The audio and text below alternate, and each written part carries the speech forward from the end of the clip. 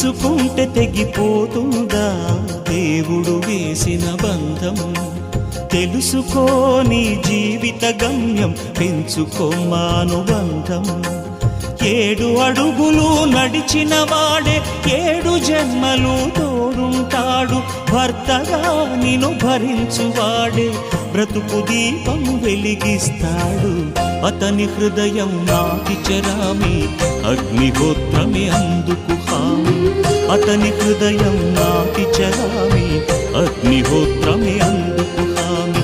తెంచుకుంటే తెగిపోతుందా దేవుడు వేసిన బంధం? తెలుసుకో నీ జీవిత గమ్యం, పెంచుకోమానుబంధం.